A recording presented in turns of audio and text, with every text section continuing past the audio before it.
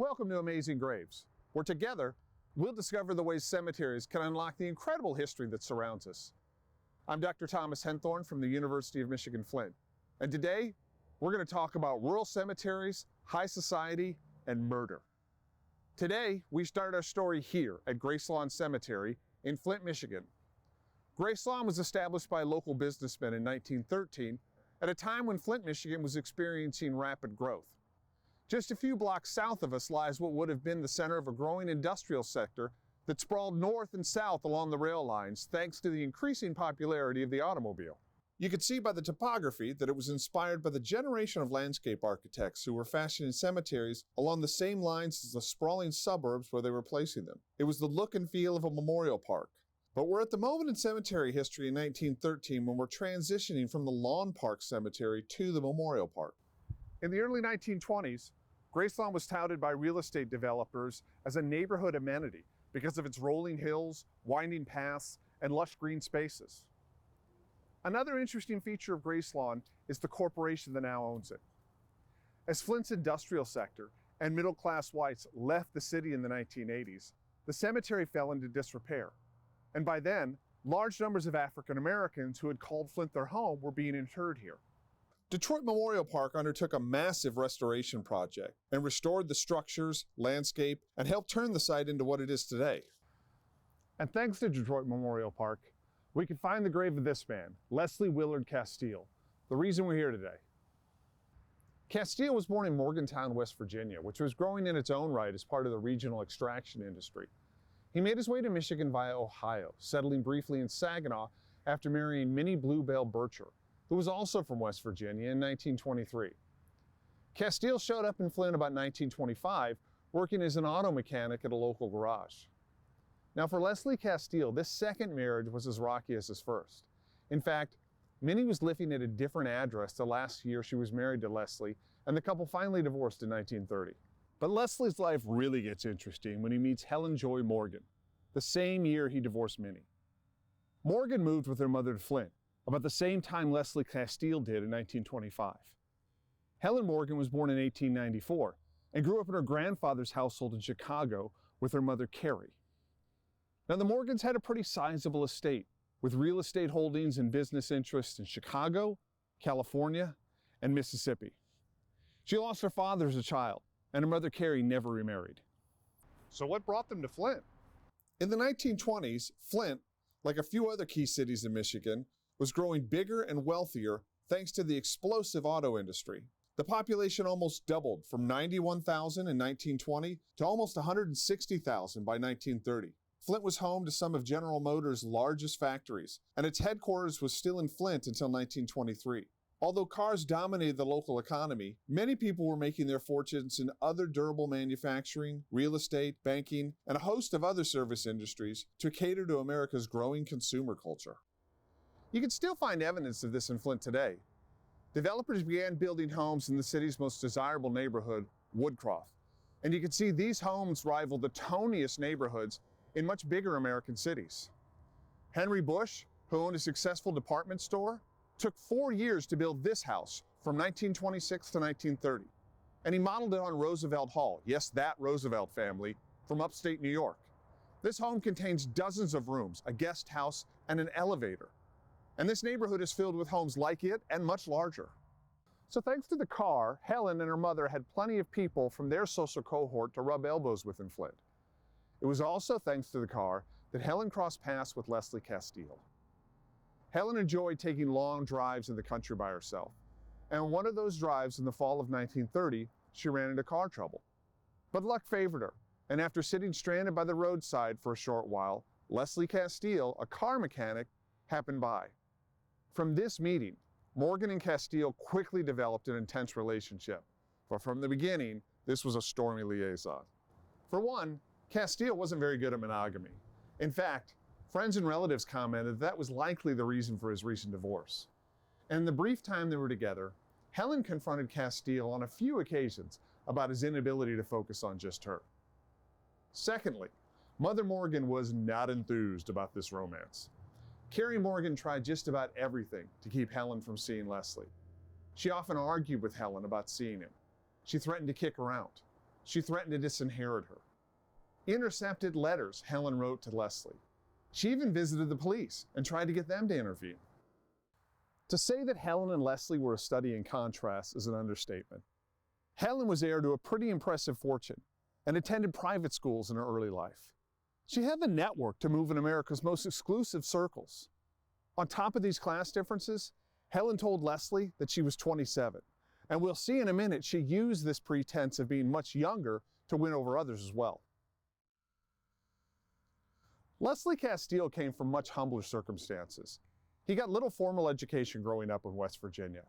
As an adult, he barely read and preferred colognes and perfumes to regular bathing. Besides making a living with his hands, he was under the impression that he was 15 years her senior. In fact, no one connected with this story could really give a good reason why Helen found Les so appealing. Maybe it was a rebellious act, or she thought she could control Leslie easier than a man from her own economic class. It could be she saw a bad boy who needed fixing. We will never really know. What was clear was that once Helen set eyes on Leslie Casteel, she was obsessed. And she finally had enough of her mother's interference and moved in with Castille. There, she could keep an eye on him, who, although seeing Helen, was carrying on a relationship with at least one other woman. But Mother Morgan wasn't about to give up. As the romance continued to heat up, Carrie Morgan decided the best thing to do was to put some real distance between Helen and Leslie, and sent Helen to California at the end of 1930 for several months. Even from California, Helen continued to write Leslie, and Leslie was content to see other women while Helen was away. Helen eventually, against her mother's wishes, returned to Flint. By then, though, Leslie's feelings for Helen had begun to cool. Maybe he was just getting bored. Maybe Carrie Morgan's solution to send her daughter away had worked.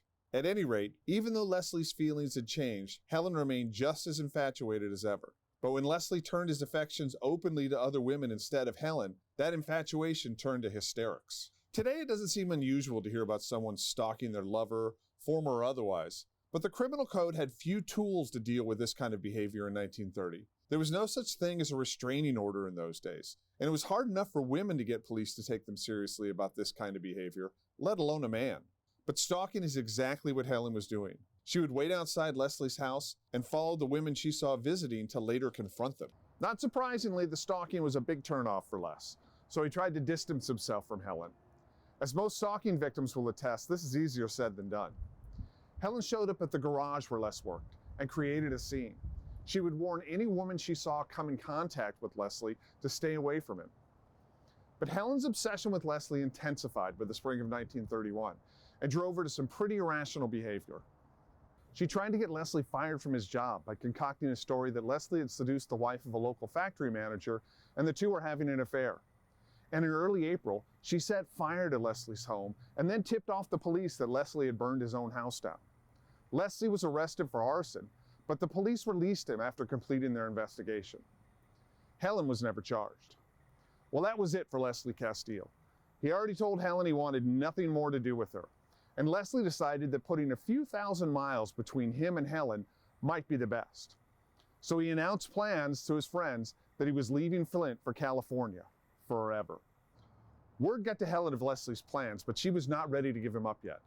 So on the afternoon of April 23rd, she met Leslie at the garage where he worked for one last meeting before he left, and Leslie agreed. They ended up here at Glenwood Cemetery. Flint's lumber barons and land developers created Glenwood as a rural cemetery in 1857. Like most cemeteries, the landscape has evolved since its founding, but it still has those essential elements of a rural cemetery, with winding paths and rolling hills, those classic family plots with large markers on it, and of course the abundance of flora, so visitors could connect with nature as much as they're connecting with the family members interred there. But the cemetery also contains elements of lawn park cemeteries, with uniformity in its monuments, and that classic lawn park style of a family plot with a single family marker and then identical individual markers for the family members. In the 1930s, there would have been a large chapel sitting at the top of this hill where the Mott Mausoleum sits now. But it was at the bottom of the cemetery, way in the back, that Helen and Leslie entered and parked. We don't know how long they sat here. What we do know is at some point, 3 shots rang out and Les lay dead in the cemetery. Helen emerged from behind the wheel and stood over him before dropping the pistol, then getting back in the car and driving away. When Helen left, she drove to the police precinct in Flint and told them she killed Les in self-defense. According to Helen, Les was angry about the arson arrest and pulled a pistol, and a struggle began between the 200-pound mechanic and the 130-pound society girl. In her statement to the police, Helen claimed, "The door came open on my side and I fell out of the car. I pointed the gun at him and pulled the trigger, but it wouldn't go off. I fixed some mechanism on it and pulled the trigger. It went off. I'm sorry I did it because I loved him." For a few days, Helen's story held up. But as police investigated the death, they found witnesses that cast doubt on Helen's version of events, and her story quickly unraveled. The first was Nelson Room, who worked for the city at the nearby pumping station. When police interviewed Room, he told them he didn't see the shooting, but heard 3 shots. And when he investigated, he told police he saw Helen Morgan get out of the car and dragged Leslie's body from the car and then stood over Leslie where she dropped the gun. The next witness refuted Helen's claim that Leslie bought the gun and she wrestled it away from him.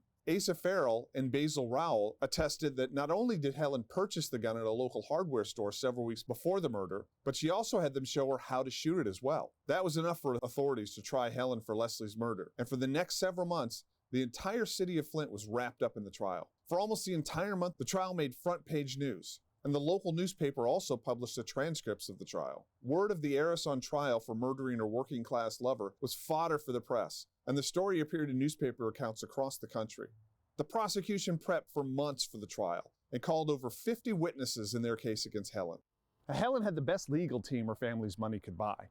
Remember, she wasn't that much younger than Castille, but her defense rested on a claim that the 27-year-old socialite was beguiled and spellbound by Castille, that he had some sort of power over her, and he manipulated her. I mean, why else would she be seeing him?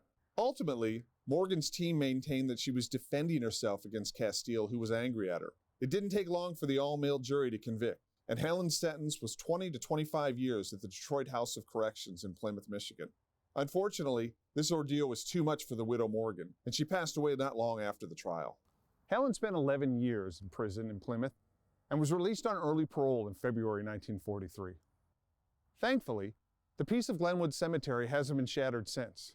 To be sure, Flint has seen its share of commotion since 1931, but Glenwood and Gracelawn remain a tranquil oasis, just like they were designed to be.